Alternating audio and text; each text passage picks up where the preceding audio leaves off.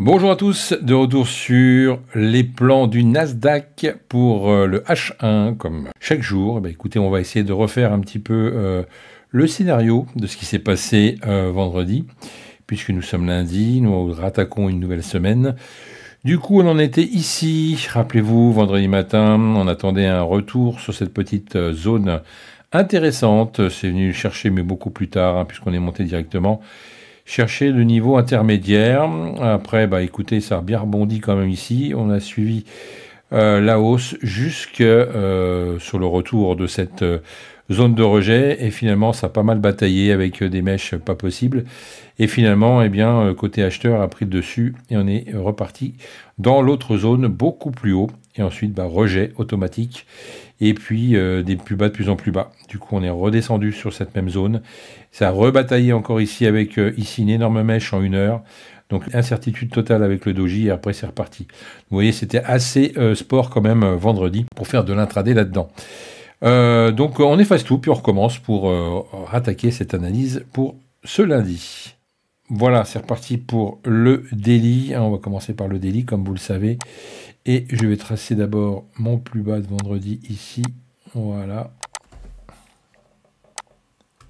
Copier-coller, on prend le plus haut, n'est-ce pas?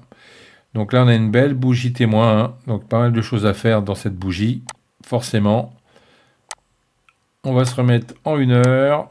Voilà, on va tracer la moitié de la journée de vendredi pour avoir un profil intéressant. Tac. Voilà. Je vais retenter également ici de retracer les 50% de cette zone et une autre ici. Voilà pour nos zones intéressantes pour aujourd'hui.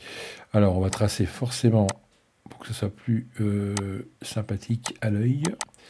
Ici, toujours comme d'habitude, nos zones de rejet. Tac, là, on a forcément une zone d'achat. D'accord. Donc, tout ce qui va être en dessous, ça va être de l'achat. Voilà. Alors, copier-coller. Voilà. Ici, c'est de l'achat. On va quand même mettre ça ici. Et l'autre en dessous.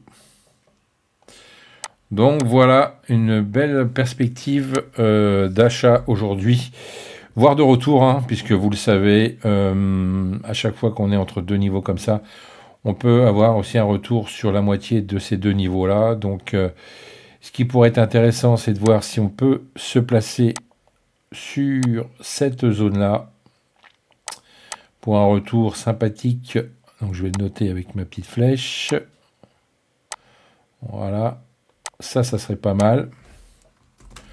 On aurait après éventuellement soit un retour directement vers les plus hauts, ici, plus haut de vendredi, ou alors carrément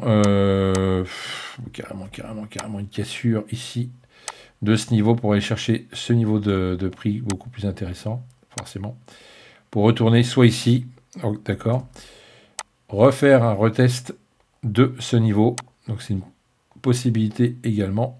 Je le note pour remonter ici. Voilà. Ça, c'est ce que je vois dans un premier temps. Mais, en fonction de ce qu'on a ici, on a des bougies qui sont beaucoup plus petites, de plus en plus petites. Donc, du coup, peut-être un rejet pour redescendre. Mais on peut aussi avoir ce genre de choses. Je vais le noter. Voilà. Ça peut continuer de monter tranquillement. Donc, soit on continue de monter tranquillement avec un travail sur ce niveau-là, 20 221 à peu près. Ça nous permettrait franchement d'essayer de se positionner avec un petit levier, mais en sachant qu'on peut aussi réintégrer la zone ici et revenir sur ce niveau de prix intéressant. Donc voilà, vous avez 1, 2, 3 possibilités ce matin, en fonction de ce que le marché va nous donner. Et je vous le rappelle, on attend également des élections aux US, donc forcément, on peut avoir de drôles de surprises sur du 1 heure. Donc attention, soyez prudents et patients. On se donne rendez-vous demain matin, hein, si vous le souhaitez. Et puis, passez une excellente journée de trading et soyez patients et prudents, comme d'habitude. Allez, ciao. FX Corp Trading.